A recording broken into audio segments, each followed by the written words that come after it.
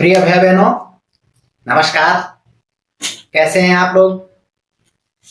तो चलिए आज हम वितान भाग 2 कक्षा 12 की हिंदी का पहला पाठ सिल्वर वेडिंग, जिसके लेखक मनोहर श्याम जोशी हैं, आज हम इस पाठ के विषय में चर्चा करते हैं। सिल्वर वेडिंग पाठ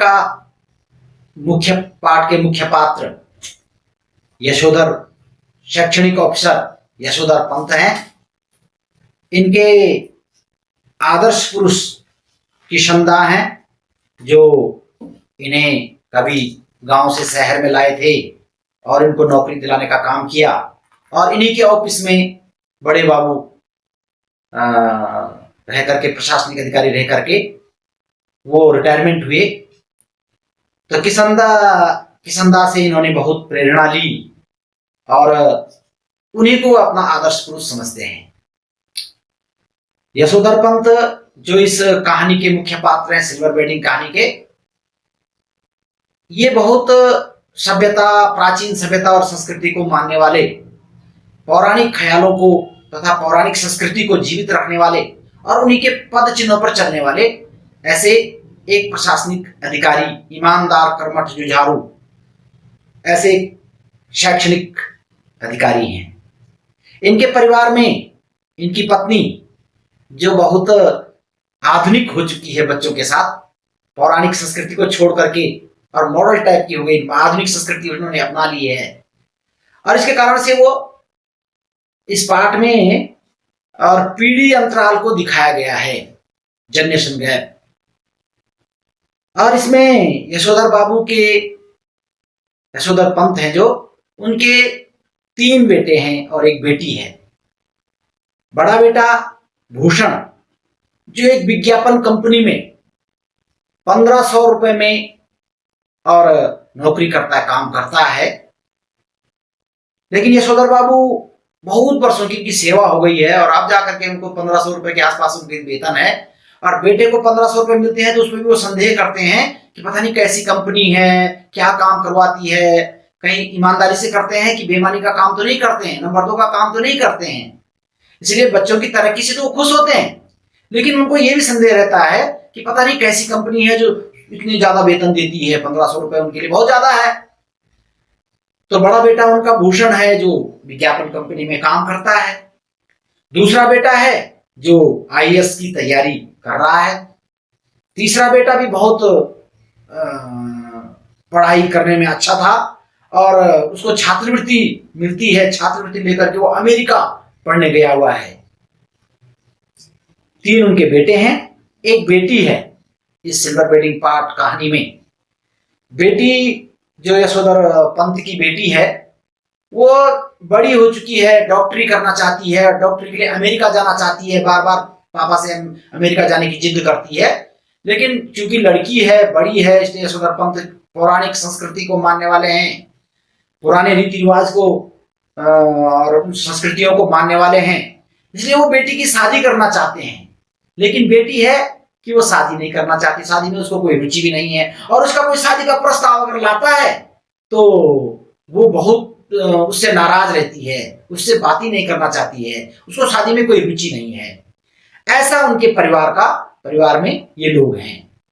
और यशोधर पंत की अपने परिवार के साथ बनती नहीं है, बच्चों के साथ बनती नहीं है, क्योंकि बच्चे पार्ट में ही दिखाया गया, जनरेशन गैप, यानी 2 पीढ़ियों का अंतराल का जो सोच का अंतराल है वो इसमें दिखाया गया है। तो माँ तो बच्चों के साथ मॉडर्न हो गई है, लेकिन पिताजी उन्हीं पुराने ढंगों पर चलते हैं, पुराने सिद्धांतों पर चलते हैं। उनका जो मकान है वो पुराना है। बच्चे कहते हैं आप तो पापा प्रशासनिक अधिकारी हैं, बड़े पद पर चले गए हैं, अब आपको जो है नया घर बनवाना चाहिए, नए घर में रहना चाहिए।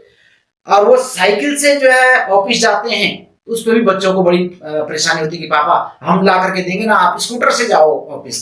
लेकिन वो कहते हैं कि नहीं। इनकी पत्नी उनको समझाने का बहुत प्रयास करती है कि तुम जब बच्चे आपके लिए व्यवस्थाएं ला रहे हैं तो क्यों नहीं ले जाते। बोलते नहीं, मुझे साइकिल की ही सवारी करनी है।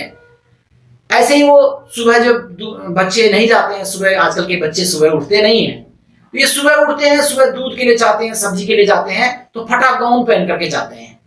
तो बच्चे उस पर बहुत ऐतराज कर चुके हैं कि पापा आप फटा गाउन पहन के क्यों जाते हैं, आपके लिए नया लेके आएंगे हम, हमारी बेइज्जती होती है, सोसाइटी में हमको जो है नीचा देखना पड़ता है। तो इस प्रकार से इस कहानी में दर्शाया गया है। यशोधर पंत का एक तकिया कलाम है, somehow improper, बार बार वो somehow improper ऐसा वो हर उसमें कहते रहते हैं। अब तक तो परिचय किया था कि कौन कौन इस सिल्वर वेडिंग पार्ट के पात्र हैं, लेकिन अब कहानी प्रारंभ यहां से होती है कि एक दिन हमेशा की तरह यशोधर पंत अपने ऑफिस में बैठे हुए हैं। ऑफिस में वो वरिष्ठ प्रशासनिक अधिकारी हैं, बड़े बाबू हैं, उनके अंडर में और अन्य बाबू और कर्मचारी काम करते हैं। वो अपने ऑफिस में काफी देर बैठने के बाद वो घड़ी में देखते हैं, ओहो 5:30 बज गए हैं।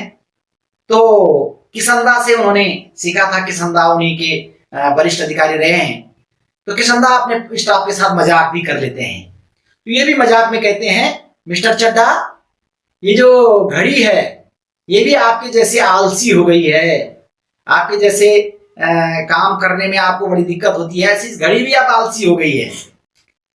तो इतने में एक सहकर्मी बाबू कहती हैं कि बड़े बाबू आपकी जो घड़ी है उस घड़ी को चूनेदानी कहते हैं, उनको चिढ़ाते हुए कहते हैं मजाक में। लोग कहते बड़े बाबू आपकी जो चूनेदानी है उसके क्या हाल है, वो ठीक है ना? तो वो कहते हैं हाँ हाँ ये तो बहुत मिनट टू मिनट सही टाइम बताती है और बिल्कुल सही है। फिर वो सहकर्मी कहते हैं, कह रहे बड़े बाबू आप इस पुरानी और चूनेदानी जैसी दिखने वाली घड़ी को बदल क्यों नहीं देते, नई डिजिटल घड़ी ले आओ ना। और जापानी घड़ियां बहुत सस्ती भी हैं, इतनी महंगी भी नहीं है, क्योंकि वो जानते हैं कि यशोधर बाबू जो है बड़े कंजूस टाइप के हैं, ज्यादा पैसा खर्च नहीं करते हैं और चमक धमक पर वो पैसा खर्च नहीं करना चाहते हैं। इसलिए वो कहते हैं बड़े बाबू डिजिटल घड़ी लाएंगे तो ज्यादा महंगी नहीं है, जापानी कंपनी की है, तो नई घड़ी ले लो ना। तो इतने में यशोधर पंत कहते हैं कि नहीं हम भी पुराने हैं, हमारी घड़ी भी पुरानी चाल की है, हम भी पुराने चाल के हैं, इसलिए ये घड़ी अच्छी है। और उस समय जो घड़ी होती थी वो सुबह अलार्म दे करके उसको टाइम फिट करते थे वो, और जैसे ही समय होता था समाचार सुनते थे रेडियो में, और उसमें जो है समाचार ठीक टाइम पर मिला देते थे। रोज चाबी देनी पड़ती थी, रोज चाबी देते थे और रोज चाबी दे करके जो है उसका सही टाइम फिक्स कर देते थे। तो कहते नहीं भाई नहीं, हम तो पुरानी चाल के, हमारी घड़ी भी पुरानी चाल की है, इसलिए हमें यही घड़ी चाहिए। तो कहते अरे बड़े बाबू इतनी महंगी नहीं है, डिजिटल घड़ी पहनो, डिजिटल जमाना आ गया है, सब कुछ बदल चुका है।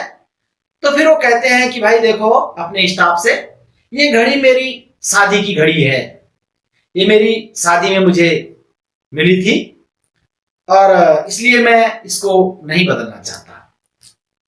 इतने में सब लोग कहते हैं, तो सहकर्मी के पूछने पर कि बड़े बाबू आपकी शादी कब हुई थी, तो वो उत्तर देते हैं कि 6 फरवरी 1947 को मेरी शादी हुई थी। तो वो सब लोगों को ध्यान आता है कि अरे 6 फरवरी तो आज है और आज तो शादी के 25 साल पूरे हो गए हैं। तो कहते अरे बड़े बाबू आपकी तो शादी के 25 साल हो गए हैं, आपकी आज सिल्वर वेडिंग है, शादी के 25 साल पूरे हो गए हैं, अर्थात सिल्वर वेडिंग है ना, तो आपकी सिल्वर वेडिंग है। इसलिए सारे कर्मचारी उनसे कहते हैं कि बड़े बाबू आपको तो आज पार्टी तो आपको बनती है, आज आपको हमको पार्टी करानी पड़ेगी। तो ये कहते नहीं ये तो अंग्रेजी चाल है, ये तो अंग्रेजों की रस्म है और मैं इसमें विश्वास नहीं करता हूँ। और तो कहते नहीं बड़े बाबू ये काम नहीं चलेगा, ऐसे में नहीं चलेगा, आप कोई बात नहीं है, चाय नाश्ता और ये सब स्टाफ को करा दीजिए। जब मिस्टर चड्ढा और ये सब जो कर्मचारी है उनके सहकर्मी बाबू हैं वो सब कहते हैं, तो फिर वो 10 रुपए निकालते हैं कि ये लीजिए, चलो 10 रुपए में अपना काम चला लीजिए, नाश्ता ले आइए। तो वो कहते हैं 10 रुपए में क्या होगा, 10 रुपए में तो कुछ भी नहीं होगा। तो फिर वो अपने बटुए में हाथ डालते हैं, फिर 10 रुपए और दे देते हैं कि लीजिए चलो 10 रुपए और दे देते हैं। और ऐसा कह करके 10 रुपए निकाल करके 20 रुपए दे करके उनको और अपने आप वहां से चले जाते हैं। तो यशोधर पंत जो है जब ऑफिस से चले जाते हैं, बहुत कहते तुम भी नाश्ता हो, तो नहीं आप करो। तो वो चलते हैं जाते हैं। यशोधर पंत जो है बहुत टाइम तक टाइम के बड़े हुए हैं, वो ठीक टाइम पर मेहनत करने के बाद अपने ऑफिस में टाइम बिताना चाहते हैं और उसके बाद घूमते टहलते हुए वो घर जाते हैं, मंदिर से होते हुए मंदिर में भी वो भजन कीर्तन जो भी वहां प्रवचन होता है उसको सुनते हैं। लेकिन घर की चिंता उनको रहती है कि घर परिवार मेरा कैसा चल रहा होगा, घर के बच्चों की अच्छी पढ़ाई होनी चाहिए। कई बार वो सोचते हैं कि भाई जो किशनदा थे, किशनदा की शादी नहीं थी, परिवार नहीं था, तो सोचते हैं किशनदा बहुत अच्छे थे, उनका परिवार नहीं था।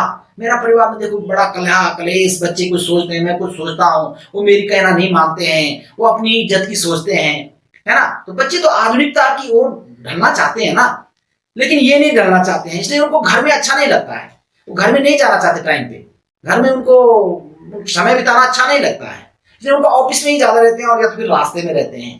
तो रास्ते में आराम से मंदिर होकर के, मंदिर के बाद जो है आराम से धीरे धीरे अपनी साइकिल से घर पहुंचते हैं।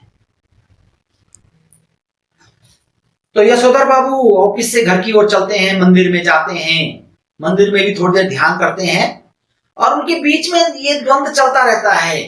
कभी वो बच्चों की बात से सहमत हो जाते हैं और कभी सोचते हैं कि अरे यार ये तो सब पुराने नए ढकोसले हैं, नए वो है। वो अपनी जो गरीब बहन है उसको भी एक बार पैसा भेजना चाह रहे थे, तो उनके बच्चे बोलते नहीं नहीं, गरीबों को मुंह नहीं लगाना चाहिए, इनको नहीं रखना चाहिए, तो उनको ये बड़ा खराब लगता है। वो कहते हैं कि अपने जो रिश्ते हैं वो रिश्ते बने हुए रहने चाहिए।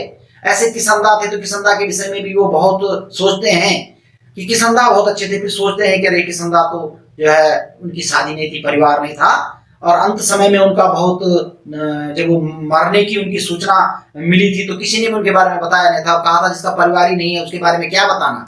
तो इसलिए उनको लगता था कि नहीं, परिवार भी आवश्यक है। तो ऐसा सोचते सोचते वो अपने घर पहुंचते हैं और वो सोचते हैं अपनी पत्नी को भी जो है वो क्योंकि उनकी पत्नी बच्चों के साथ मॉडर्न हो चुकी थी, इसलिए वो अपनी पत्नी को भी मजाक मजाक में और साइनल बुढ़िया ऐसे चिढ़ाते रहते थे, ठीक है ना।